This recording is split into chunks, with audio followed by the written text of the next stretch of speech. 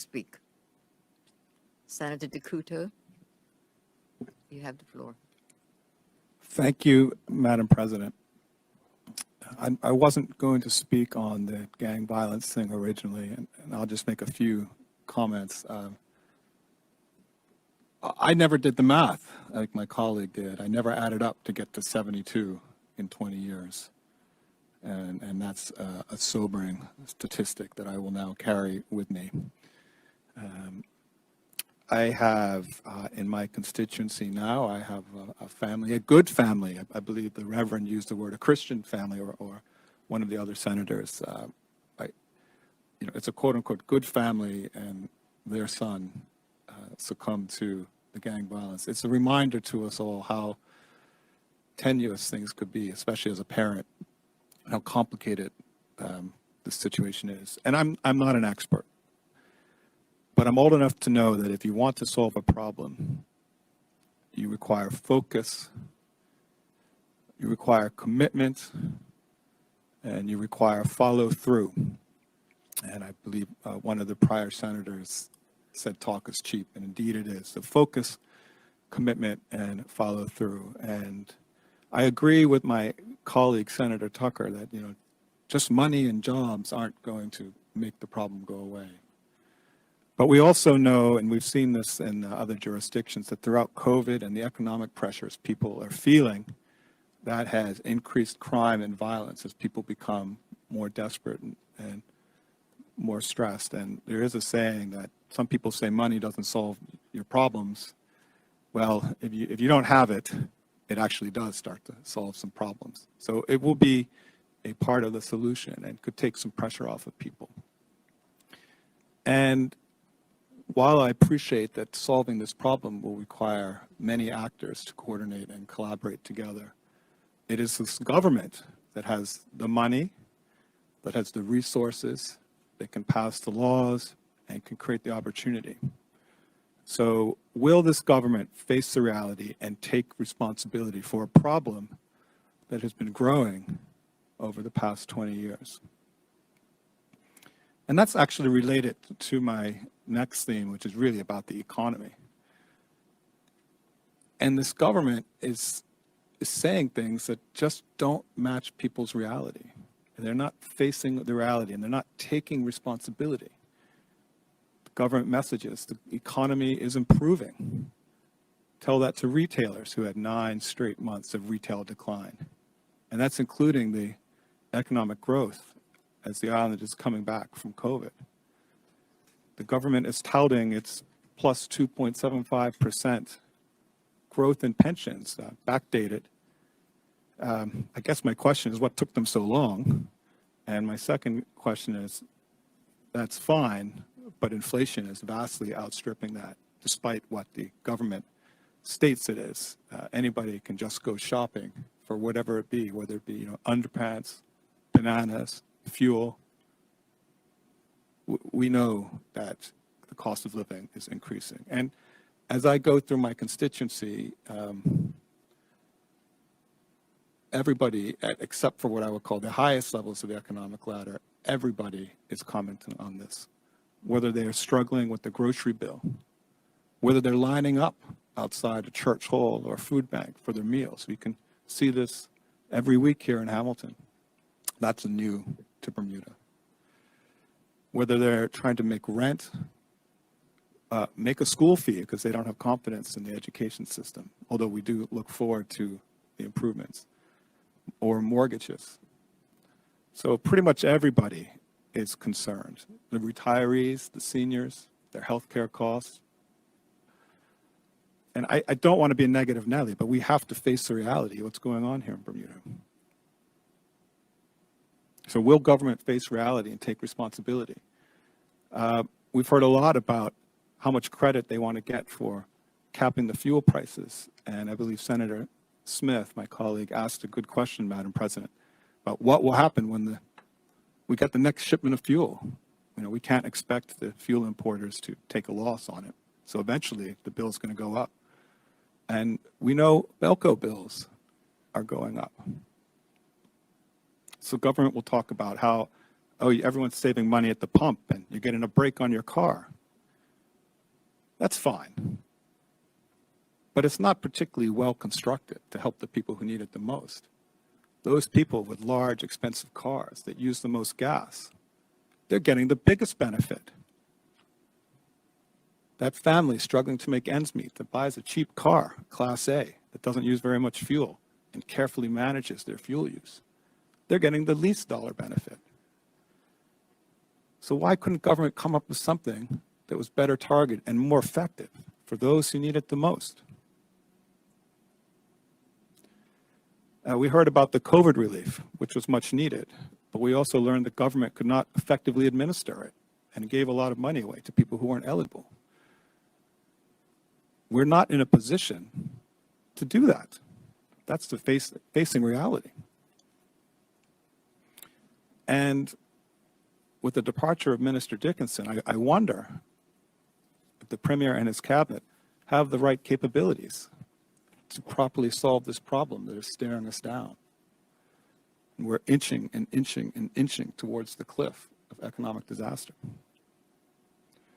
Because I don't see any evidence of, number one, an honest and realistic assessment of our current economic situation, both for the country as a whole, the budgets, the deficits, what that means for our future, but for individual Bermudians who day to day are taking decisions on buying a prescription, paying for gas, buying food. Yes, COVID. Fine. But what is the plan? Because number two, I am not seeing, none of us are seeing a proactive, coherent plan to address these underlying issues in the medium to long term. Senator White asked the same question I would have asked. What is going to go on with the debt refinancing? The government took a lot of credit last year for its ability to, and quite rightfully, and well-deserved credit, for refinancing when global interest rates were low. Well, they're swung back, and we're going to take a hit. And again, that reality doesn't seem to be reflected in budgeting or the statements from the government. It's not going to be a surprise when it comes for those who know about these things. And it's been raised. What about tax reform? We've heard about it. And here we are, July. Nothing has happened. Where are the realistic plans and initiatives for economic growth that works in Bermuda? Instead, we see the government chasing shiny baubles and traveling around raising their profile. Fintech, crypto, digital asset businesses. We hear about that a lot. And there is a kernel of something there that could bring a benefit to Bermuda over the long term. It will take a while to grow, but not today. It's not going to move the needle today or in the short term. And again, for those who follow this stuff, globally, the digital asset or the crypto business, as we might say, is imploding with what you might at best term a collapse of a bubble, or at worst, and which many people think is a collapse of outright fraud and hucksterism. So it's really important that Bermuda treads this narrow path very carefully to nurture and develop this industry in a way that maintains our global reputation and builds on our strengths. And I'm not confident that we can. We know that the businesses that the government in the past has taken great effort to associate itself with publicly have only brought embarrassment to Bermuda in the international press.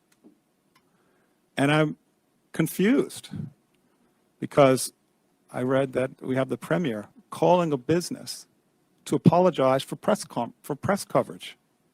That is just basically a repeat of international press coverage regarding an overseas regulatory action. The Premier stated, I called him to apologize, to say I'm sorry, that there are persons who want to get at me. This is not about the Premier. This is about Bermuda, Bermuda's reputation, Bermuda's economy. And frankly, it concerns a Bermuda business regulated by the BMA, that business's actions in another country and the actions of a regulator in another country. And frankly, I would suggest that we as politicians stay out of it. That is the strength of Bermuda, a highly respected regulatory environment where the politicians stay out of it. Why am I getting into this topic of political interference when I started with the economy? It's well understood that political interference prevents economic growth. It discourages people from investing, and it reduces confidence. The BTA has been unable to work unimpeded under professional leadership for any period of time. So if they're not delivering, you can't really blame them. The travel authorization form that is blocking tourism, adding expense. The rest of the world is dropping them. And all advice from the tourism industry and the travel industry has been to get rid of it. But the government's not interested in hearing about that. The failure of gaming to take off, which I understand is due to banks not really being willing to engage because of the political interference of the way the PLP government has restructured our gaming commission. So those are examples of where our economy and Bermuda's success is being held back. Now, speaking of politics and speaking of spending money, I recently received a flyer in the mail, basically a political advertisement paid for by the government. Now, I've done some political mailings this year, and I did a back-of-the-envelope calculation. And my estimate is it costs this government $50,000 to $60,000 to mail out that flyer. And if you recall, Madam President, last time we sat in this chamber, we approved the legislation to give a land tax break to the nursing homes. And my understanding is the value of that break in aggregate to the 12 nursing homes was $55,000. So that this government would spend as much money on self-promotion and a baldly political ad as it would then turn around and crow about its successes and support of the nursing homes is hardly what I would call prudent financial management of the people's money. Madam President, what is going on with the economic recovery plan?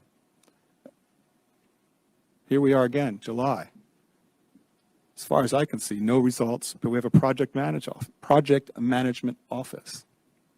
Now, that in and of itself is not a bad thing per se. Many organizations have them for large projects.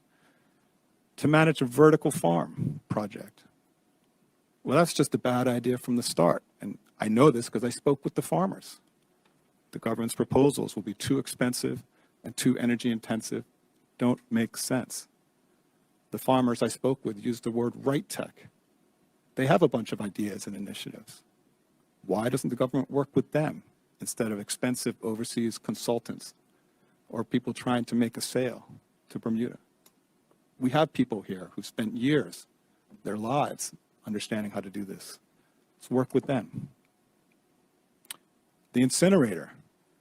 If I recall, I believe there was some funds allocated to pay for a consultant on this project.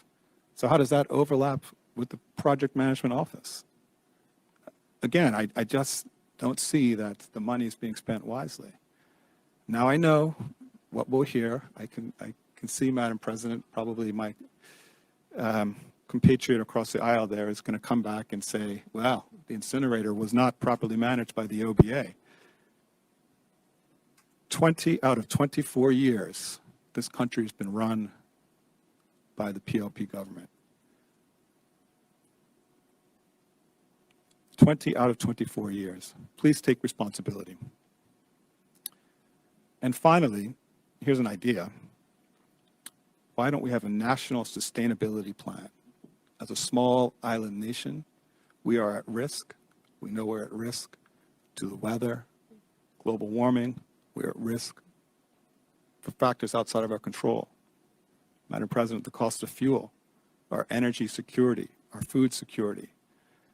And while I welcomed, again, in our last session here, Madam President, to hear about the regulation to allow, experimental energy generating ideas, those are fine, but those are playing around the edges. If you look outside, it's sunny.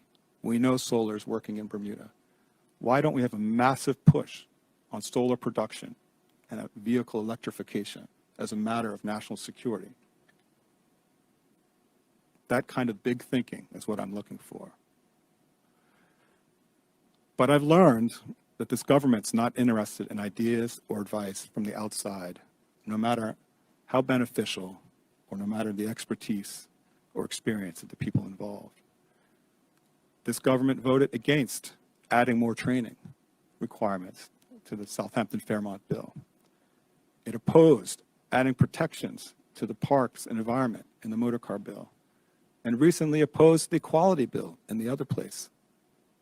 I really can't wrap my head around it because those things are all straightforward, positive outcomes for the country. So my message to this government, and thank you for your patience, Madam President, is please stop politicking and worrying about your image and start governing to rescue our future before it's too late and bring the benefits that all of us in Bermuda need. Thank you, Madam President. Thank you, Senator Dr. Douglas Couto. Would any other senator care to speak?